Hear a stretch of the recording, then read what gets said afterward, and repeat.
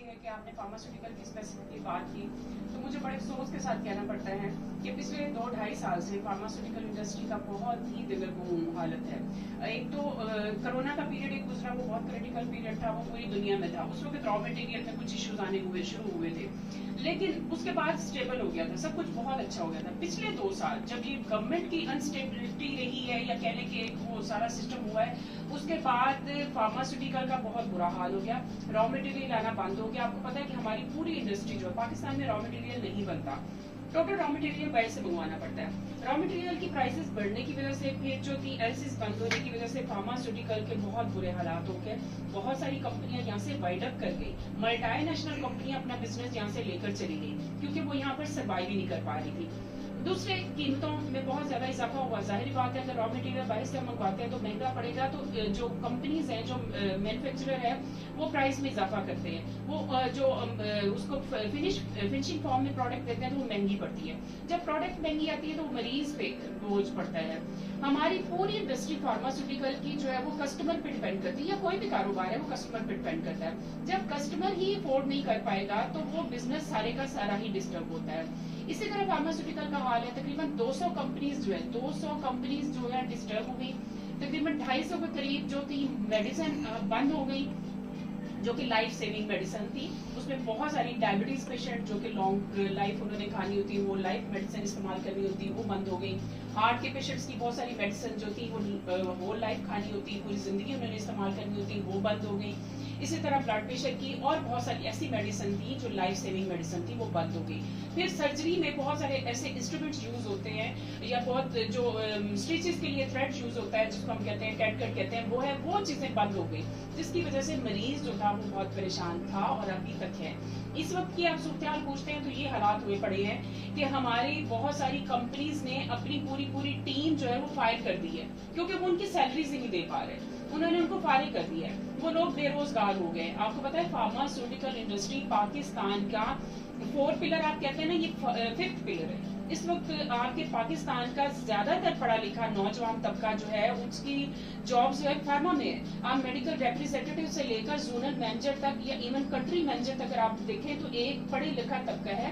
سب سے زیادہ پڑھا لکھا طبقہ وائٹ کالر اور اچھے مطلب محنتی لوگ ہیں, جو گریجویٹ ہیں, جو ایم ایس سی ہیں, بی ایس سی ہیں, وہ سب فارماسیوٹیکل سے منسلک ہیں.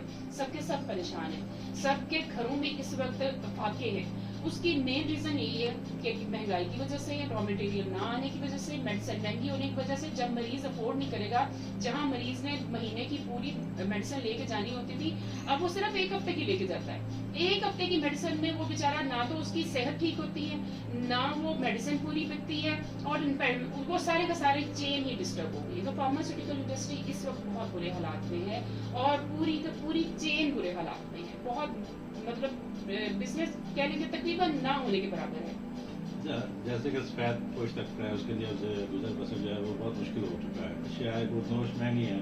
اب حکومت کی طرف سے تو ریلیف دیا گیا ہے پیٹرولیم مصنوعات میں, آٹے کی قیمتوں میں کمی ہے, لیکن وہ ریلیف عام شہری تک نہیں پہنچ پا رہا. تو اس کا ذمہ دار کون ہے؟ اور جو بجٹ حکومت کا ایک بڑا دعویٰ ہے کہ عوام دوست بجٹ پیش کرنے جا رہے ہیں, تو اس کے حوالے سے آپ کی کیا توقعات ہے؟ دیکھیے, جو بات کی آپ نے ریلیف کی, تو ایک ریلیف ہوتا ہے پرماننٹ ریلیف. اب ایک مریض ہے, میں جو کہ فارما سے ہوں تو میں اسی کو ایگزامپل آؤٹ کروں گی, کوٹ کروں گی وہی ایگزامپل, کہ ایک مریض ہے, اس کو سرجری کی ضرورت ہے, اس کو آپریشن کی ضرورت ہے, ایمرجنسی, اور ڈاکٹر اس کو میڈیسن سرجری دینے کی بجائے اسے میڈیسن پہ ڈال دے کہ یہ دوائیاں کھاتے رہو, یہ کھاتے رہو, اور ڈاکٹر کو یہ پتا بھی ہو کہ اس کا حل صرف آپریشن ہے, وہ پھر بھی اس کو میڈیسن دے دے کہ اس کو بچانے کی کوشش کرتا رہے کہ نہیں اس کا سستے میں سرتا رہے, اس کا سستے میں گزارا ہوتا رہے, میں اس کو آپریشن کا جو پیسہ اس پہ لگنا ہے نا وہ نہ لگنے دوں. تو وہ اپنی طرف سے تو مریض کا فائدہ سوچ رہا ہوتا ہے, لیکن مریض ایکچولی مر رہا ہوتا ہے. وہ ایک سائلنٹ اس کو جو ہے نا وہ کینسر کی طرح وہ چیز جو ہے وہ کھا لیتی ہے, تو ایک دن اس کی ڈیتھ ہو جاتی ہے. اسی وجہ سے اب یہی حال ہمارا اس وقت ہے کہ مصنوعی طریقے سے جو ایک ریلیف گورنمنٹ دینے کی کوشش کر رہی ہے, الٹیمیٹلی وہ لوگوں پر برڈن پڑے گا ان فیوچر, آفٹر بجٹ یا ان بجٹ, یہ ہو سکتا ہے. ریلیف اس وقت کہنے کو تو ہمیں اشتہاروں میں بھی نظر آ رہا ہے, ہمیں دیکھنے میں بھی نظر آ رہا ہے کہ جی گورنمنٹ بڑا کچھ کر رہی ہے, لوگوں کو روٹی سستی مل رہی ہے, فلاں یہ ہو رہا ہے, لیکن اس کے باقی اگر آپ چیزیں دیکھیں تو وہی ایک بندہ, آپ کہتے ہیں جی 15 روپے کی روٹی دے رہے ہیں, کیا ہر گھر تندور سے روٹیاں خرید کے لاتا ہے؟ مجھے یہ بتائیں. ہر گھر میں آٹا گھر جو ہے گوندا جاتا ہے اور اس آٹے کی روٹیاں بنتی ہیں. روٹی باہر سے صرف وہ لوگ لیتے ہیں جو جابلینز ہیں, مزدور طبقہ ہے, یا جو باہر گھروں سے جاتے ہیں وہ روٹی تندور سے لیتے ہیں, ادروائز روٹی گھر میں ہی بنتی ہے. آٹا مہنگا. اب آٹا اگر آپ کہیں کہ گندم کا, تو گندم کا آپ کے سامنے ہے کہ کسان بیچارہ مر گیا. گندم ہم نے باہر سے ساری پرچیز کر لی, ہم نے وہاں سے ڈالر ادھر شفٹ کر دیا, قرضہ ہم نے IMF سے اٹھا لیا, ڈالر ہم نے یوکرین کو دے دیا, گندم وہاں سے اٹھا لی, اور ہم نے پاکستان کے کسان کو مار دیا.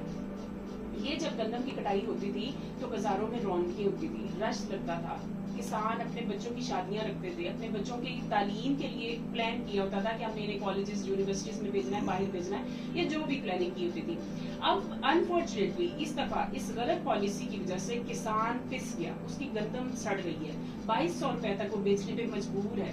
آدھی گندم اس کی خراب ہو گئی, آدھی گندم وہ سستے داموں بیچ رہا ہے, یعنی مفت دینے والا حساب ہو گیا نا.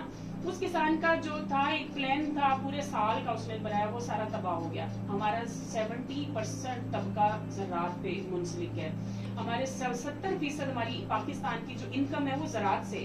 اب ہماری زراعت کا یہ بڑا غرق ہو گیا, ہمارا کسان ہی پریشان ہو گیا, وہ سڑکوں پر ہیں, احتجاج کر رہے ہیں, گندم نہیں بکی, بازار سنسان پڑے ہوئے, دکانیں خالی پڑی ہیں. بزنس مین, دکاندار, چھوٹے سے لے کر بڑے دکاندار تک رو رہا ہے, پریشان ہے کہ ہم جائیں تو جائیں کہاں, کوئی رش نظر نہیں آتا ہمیں کسی کے پاس بھی, یعنی ٹوٹل کاروبار ہی تباہی پہ دہانے پہ پہنچ چکا ہوا ہے. باقی رہی آپ بجٹ کی بات کرتے ہیں تو مجھے ایسا ہی لگ رہا ہے جیسے 2014 میں سب کچھ ہوا تھا, یہ وہی سارا ریکیپ چل رہا ہے کہ ایک دفعہ پھر سارا کچھ ڈالر مصنوعی طریقے سے لایا جائے گا. ابھی ہمیں مندی جو تھی وہ اسٹاک چینج کی وہ نہیں نظر آ رہی, اسٹاک چینج ہم جو روز دیکھتے جی اسٹاک چینج میں جی یہ ہو گیا, جی یہ ہو گیا, وہ ہو گیا, تیزی آ رہی ہے, یہ ہو گیا, لیکن یہ سب مصنوعی لگ رہا ہے مجھے, اور مجھے نہیں, بہت سارے لوگوں جو ذی شعور لوگ ہیں انہیں یہ نظر آ رہا ہے کہ یہ سب مصنوعی ہو رہا ہے. یہ بجٹ کے بعد سے آپ اس جون کے بعد آپ دیکھیے گا کہ اگلے 4-5 ماہ میں اس پاکستانی قوم پہ مہنگائی کا ایک طوفان آنے والا ہے. یہی پیٹرولیم مصنوعات, یہی کچھ